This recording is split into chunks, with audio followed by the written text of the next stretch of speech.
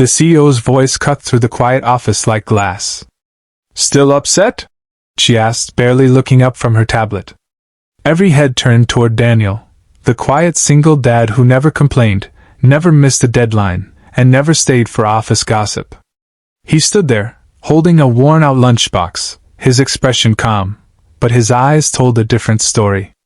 "I'm not upset," he replied softly.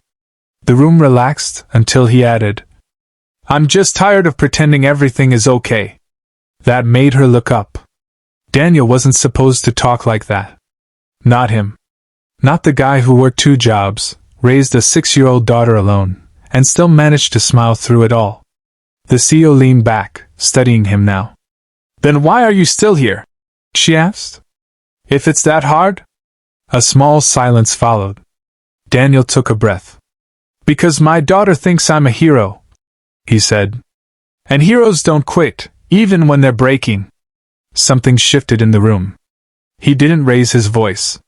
He didn't complain about late nights, unpaid overtime, or missed school events. He just stood there, quietly holding the weight of a life no one had bothered to notice. "And today?" she asked, more quietly this time. Daniel hesitated, then held up the lunchbox. "I missed her school play this morning," he said. "First one ever. She left this in my bag, with a note." The CEO froze as he opened it. Inside was a crumpled drawing of a man in a cape. And underneath, in a child's handwriting, "My daddy always shows up, even when he's tired." The room went completely silent. The CEO stared at the crumpled drawing, her usual polished demeanor cracking for the first time.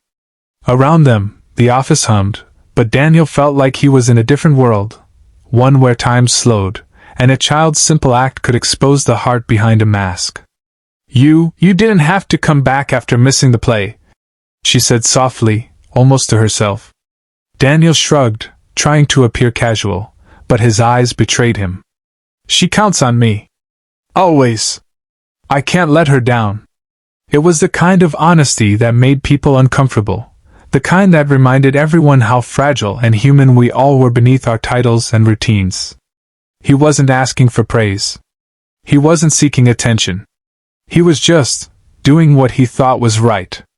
The CEO found herself thinking about her own life, long hours, boardroom victories, endless emails, and wondered how many times she had put ambition over the people who mattered most. For the first time, she saw Daniel not as an employee, but as a mirror reflecting her own lost moments of kindness. Then, something unexpected happened. One of the junior managers quietly stepped forward, holding a coffee. "Sir, this is for you," he whispered. "I didn't know about the play, but—" His gesture was small, almost clumsy, yet Daniel felt the warmth behind it. And just like that, the room shifted. What started as a quiet confession of exhaustion turned into a ripple of compassion. Colleagues began offering words of encouragement, smiles, even little notes of support. Daniel realized that vulnerability, when shared with courage, had the power to inspire, not just for one child, but for an entire office. In that moment, he wasn't just a tired single dad.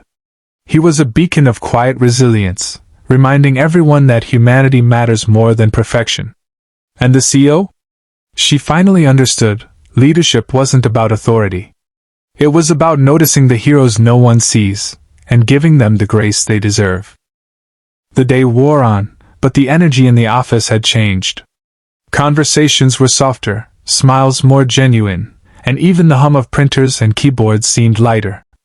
Daniel went back to his desk, trying to focus on work, but the lunchbox and crumpled drawings sat in front of him, a quiet reminder of why he kept going. Later, the CEO called him into her office. Daniel's heart sank. He wasn't sure if it was praise, a reprimand, or something else entirely. "Daniel," she began, sitting back in her chair, "I've seen a lot of employees come and go. Some brilliant, some just passing through. But I've never seen someone carry their life the way you do. And I mean that literally and figuratively." Daniel shifted uncomfortably. "I'm just doing my best."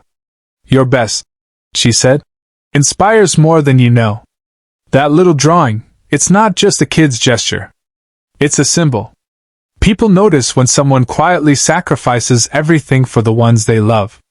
That's leadership. That's humanity. Daniel blinked, stunned. No one had ever said anything like that to him, not in performance reviews, not in school meetings, not even at his own father's funeral. Then she did something he didn't expect. She slid a small envelope across the desk. This is for you. Think of it as an acknowledgement that we see you, Daniel. And sometimes seeing is all the courage someone needs to keep going. He opened it and saw tickets for a weekend getaway, a hotel reservation, and a small note. Take a moment for yourself. You've earned it. Daniel felt tears sting his eyes, but not just for himself. For the first time, he realized that kindness could be contagious, that selflessness could spark gratitude, and that small acts of humanity, like noticing someone's struggles, could change lives. He left the office that evening, exhausted but lighter, knowing that his fight wasn't invisible.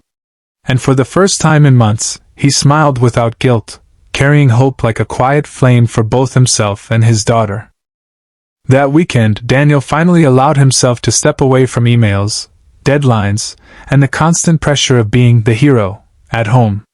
The hotel room smelled faintly of fresh linen and rain outside. For the first time in years, he just breathed. He opened his phone and saw a video message from his daughter. She was holding up a tiny paper heart, her eyes bright. "Daddy," she said, "don't forget, heroes need rest too.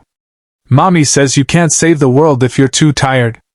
Daniel laughed softly, a sound he hadn't realized he missed hearing from himself. In that moment, he understood something crucial. Strength wasn't just about endurance. It was about balance, about knowing when to lean on kindness, not just deliver it. Back at the office on Monday, things had shifted again. Colleagues greeted him warmly, but this time, there was a new energy, respect mixed with genuine concern. Small gestures, offering to cover tasks, checking in after meetings, made him realize that when vulnerability is shared, it invites connection rather than judgment. Then, the CEO called a short meeting.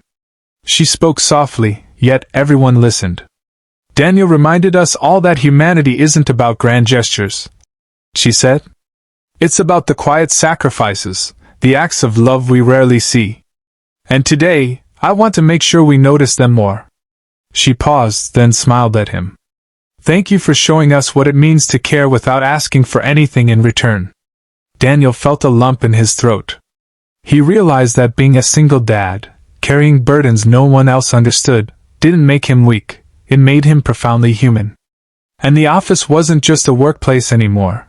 It was a community learning the same lesson about compassion, humility, and attention to the quiet struggles around them. That day, Daniel walked out into the sunlight feeling lighter than he had in years, carrying not just his own courage, but the shared kindness of an entire office that had learned to see heroes in the everyday. Weeks passed, but the change Daniel sparked didn't fade. The office became quieter in a way that felt warm. Conversations now included genuine check-ins, smiles lingered longer, and colleagues remembered birthdays, school events, and small victories. People were noticing each other. One Friday afternoon, Daniel was packing up to leave when the CEO approached him. She carried a small box, wrapped neatly in silver paper. "Daniel," she said, "this is for you. But it's not from me, it's from everyone who's been inspired by your honesty and courage." He opened it to find a collection of handwritten notes, small drawings, and tokens of gratitude. Each note thanked him for his resilience, his kindness, and the quiet way he made the workplace better.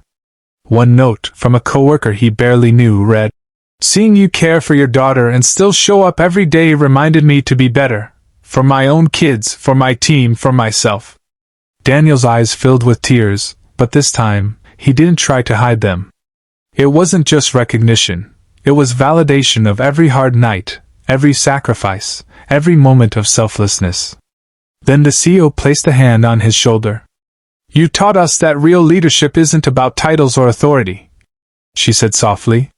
"It's about empathy, humanity, and the courage to keep showing up. You've changed all of us." Daniel smiled, finally understanding that heroism wasn't just about grand gestures or impossible feats. it was about small acts of love, integrity, and consistency. He looked around at the office, at the colleagues who now truly saw each other, and felt a profound sense of belonging. That evening, he picked up his daughter from school. She hugged him tightly and whispered, "Daddy, you're my hero." And for once, Daniel didn't just believe it, he knew it. Not because of what he did, but because of who he was, a man who never gave up, who loved fiercely, and who reminded the world that kindness, compassion, and humanity are the truest forms of strength.